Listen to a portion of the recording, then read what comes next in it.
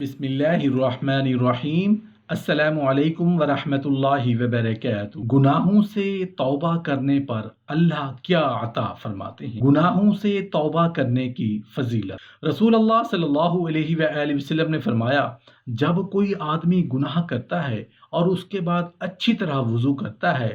پھر 2 رکعت نماز پڑھ کر اللہ سے مغفرت طلب کرتا ہے تو اللہ اسے معاف کر دیتا ہے۔ رسول اللہ صلی اللہ علیہ وآلہ وسلم نے فرمایا کہ ہر رات جب رات کا 1/3 حصہ باقی رہ جاتا ہے تو اللہ تعالیٰ آسمان دنیا کی طرف نزول فرماتا ہے اور کہتا ہے کہ کوئی مانگنے والا ہے جسے میں دوں، کوئی دعا کرنے والا ہے جس کی دعا قبول کروں، کوئی مغفرت چاہنے والا ہے جسے میں معاف کروں۔ مسلم کی ایک روایت میں ہے کہ اللہ تعالیٰ اپنی شان اور صفات کے مطابق اپنے دونوں ہاتھوں کو پھیلاتا ہے اور کہتا ہے، کون قرض دے گا ایسے کو جو فقیر نہیں اور ظالم نہیں۔ ایک اور روایت میں ہے کہ طلوع فجر تک ایسا ہی رہتا ہے۔ آپ کچھ لوگوں کو دیکھیں گے کہ وہ بعض گناہوں کو حقیر سمجھتے ہیں، حتیٰ کہ کبیرہ گناہ کر کے وہ خوش ہوتے ہیں اور ان کے واقع ہونے کو آسان بھی سمجھتے ہیں،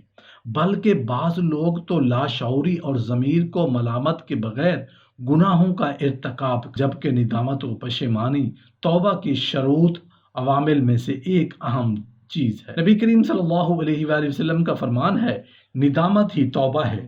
لیکن گناہوں سے توبہ و استغفار کی فرصت ان لوگوں سے چھین لی گئی ہے، اور اسی طرح اس آسانی نے خطا کار انسان کو نافرمانی کا عادی بنا دیا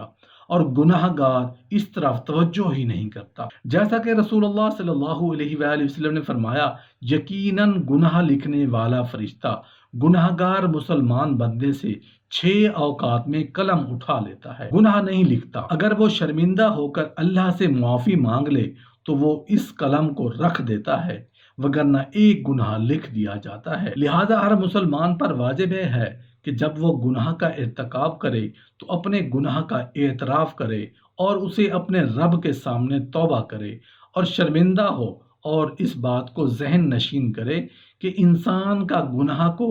حقیر جاننا اس کے جرم کو زیادہ کرتا ہے، اس لیے کہ اللہ تعالیٰ کی حرام کردہ اشیاء کو حقیر جاننا اس کے استحصال کو آسان سمجھنا ہے۔ اللہ تعالیٰ نے توبہ کا حکم دیتے ہوئے فرمایا، اور تم سب اللہ کی بارگاہ میں شرمندگی کا اظہار کرو اے مومنو تاکہ تم فلاح پا جاؤ، اور توبہ قبول کرنے کا وعدہ کرتے ہوئے فرمایا، اور وہی ذات ہے جو اپنے بندوں کی توبہ قبول کرتا ہے۔ رسول اللہ صلی اللہ علیہ وآلہ وسلم کا فرمان ہے، یقیناً جب بندہ اپنے گناہ کا اعتراف کر لیتا ہے اور توبہ کرتا ہے تو اللہ تعالیٰ اس کی توبہ قبول فرماتا ہے۔ ایسے لوگوں کے لیے اس نے اپنی عفو و مغفرت میں امید کا دروازہ کھولا ہوا ہے، اور لوگوں کو حکم دیا کہ وہ گناہوں کی معافی، پردہ پوشی اور اپنی توبہ کی قبولیت کے طلبگار بنتے ہوئے اس کے کرم و وجود کی بارش کی طرف پلٹیں۔ نہ کوئی انہیں اللہ کی رحمت سے دور کرنے والا دور کر سکتا ہے، اور نہ ہی ان کے اور اللہ تعالیٰ کے درمیان کوئی چیز حائل ہو سکتی ہے۔ جنہوں نے اپنے اوپر زیادتیاں کی اور مجھ سے نا امید نہ ہو، آپ کہہ دو کہ اے میرے بندو، جنہوں نے اپنی جانوں پر زیادتی کی ہے، تم اللہ کی رحمت سے نا امید نہ ہو جاؤ، یقیناً اللہ تعالیٰ سارے گناہوں کو بخش دیتا ہے، واقعی وہ بڑی بخشش، بڑی رحمت والا ہے۔ درست اور بہتر راہ گناہ پر نادم ہونا اور اس سے توبہ کرنا ہے، تاکہ مسلمان اللہ تعالیٰ کی وسعت رحمت سے مستفید ہو سکے اور وہ درست راستے پر گامزن ہو کر اللہ تعالیٰ کے عذاب سے اپنے آپ کو محفوظ کر لے۔ فرمان باری تعالیٰ ہے، بس تم اپنے پیدا کرنے والے کے سامنے شرمندہ ہو جاؤ، اپنے نفسوں کو قتل کرو، اور تم سب اللہ کی جانب میں شرمندگی ظاہر کرو اے مومنو تاکہ تم آخرت میں کامیاب ہو جاؤ۔ واحدی رحمت اللہ علیہ نے لکھا ہے کہ تمام مفسرین اس بات پر متفق ہیں کہ یہ آیت ان لوگوں کے بارے میں نازل ہوئی تھی جنہوں نے شرک، قتل اور نبی کریم صلی اللہ علیہ وآلہ وسلم کی ایذا رسانی جیسے گناہوں کا ارتکاب کیا تھا، اور اسلام لانا چاہتے تھے لیکن ڈرتے تھے کہ شاید ان کے گناہ معاف نہیں کیے جائیں گے۔ اللہ تعالیٰ نے اپنے رسول صلی اللہ علیہ وآلہ وسلم کو حکم دیا کہ انہیں اور اللہ کے تمام بندوں کو اس کی وسیع رحمت اور عظیم مغفرت کی خوشخبری دے کہ انہیں اللہ کی رحمت سے نا امید نہیں ہونا چاہیے۔ وہ تمام اپنے بندوں کے گناہوں کو معاف کر دیتا ہے، اس لیے کہ وہ بڑا معاف کرنے والا اور بے حد مہربان ہے۔ علامہ شوکانی رحمت اللہ علیہ لکھتے ہیں کہ یہ آیت قرآن کریم کی سب سے زیادہ امید بھری آیت ہے۔ اس میں اللہ تعالیٰ نے بندوں کی نسبت اپنی طرف کی ہے اور پھر انہیں گناہوں کے ارتکاب میں حد سے تجاوز ہونے کی صورت میں اپنی رحمت سے نا امید ہونے سے منع فرمایا ہے، اور یہ کہہ کر مزید فرمایا کہ وہ تو تمام گناہوں کو معاف کر دیتا ہے۔ حافظ ابن کثیر رحمت اللہ علیہ رقم تراز ہے کہ یہ آیت کریمہ کافر و مومن تمام گناہ گاروں کی توبہ کی دعوت دیتی ہے اور خبر دیتی ہے کہ اللہ تعالیٰ توبہ کرنے والے کے تمام گناہ معاف کر دیتا ہے، چاہے وہ سمندر کی جھاگ کے برابر ہی کیوں نہ ہو۔ جو توبہ کرتا ہے اللہ تعالیٰ بھی اس کی توبہ قبول کرتا ہے۔ فرمان باری تعالیٰ ہے، اور جب ان لوگوں سے کوئی ناشائستہ کام ہو جائے یا کوئی گناہ کر بیٹھے تو فوراً اللہ کا ذکر اور اپنے گناہوں کے لیے استغفار کرتے ہیں۔ بالواقع اللہ تعالیٰ کے سوا اور کون گناہوں کو بخش سکتا ہے؟